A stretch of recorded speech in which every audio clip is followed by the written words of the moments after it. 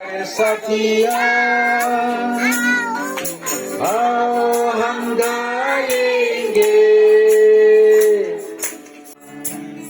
तुम्हार अनुरोध करो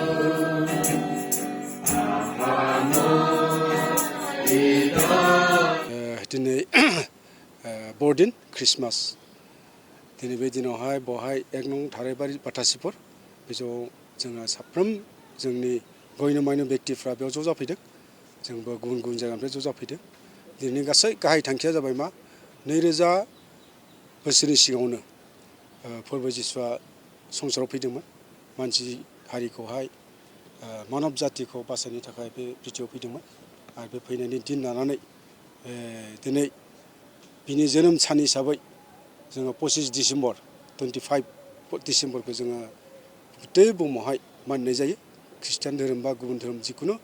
25 डिसेम्बराव मानिनाय जायो आरो बे मानिनायखौ लानानै दिनैबो जों बे थाराइबारि एक नं थाराइबारि बाथासिफोरावहाय बेबायदि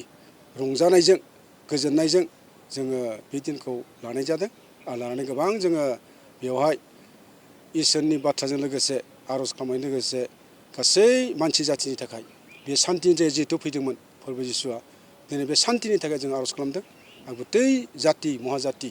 जिखुनु धोरोमाव थाया मानो दिनै सान्ति मोननांगौ रंजानाय मोननांगौ गोजोननाय मोननांगौ आरो सान्ति परिबेस जानांगौ गासै समस्याफ्रा समाधान जानांगौ बिनि थाखाय जोङो आर'ज खालामदों आरो पृथ्वीयाव जे जिसु ख्रिस्ट'आ फैदोंमोन बे सान्तिनि थाखायनो बे सान्तिखौ लानानै जोङो दिनै रंजादों गोजोनदों बे बरदिन मुङै बेनि बे गाहाय थांखिया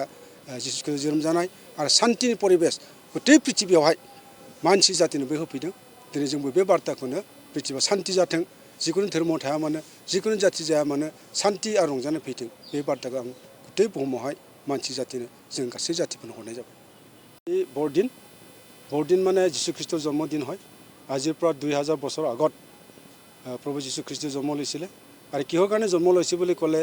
শান্তি বাৰ্তা আনিবলৈ জন্ম লৈছিলে মানুহৰ পৰিত্ৰাণ কৰিবলৈ জন্ম লৈছিলে মানুহৰ পাপৰ পৰা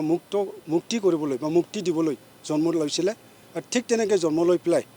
33 বছৰ পৃথিৱীত থাকি পেলাই কাম কৰিবলৈ গুচি গৈছিলে আৰু যিজনে তাক বিশ্বাস কৰে তেওঁ পৰিত্ৰাণ পাব বুলি আমাৰ আদেশ দি গৈছে আৰু যিজনে তাক বিশ্বাস কৰে যীশু খ্ৰীষ্টক বিশ্বাস কৰে সেইজনে শান্তি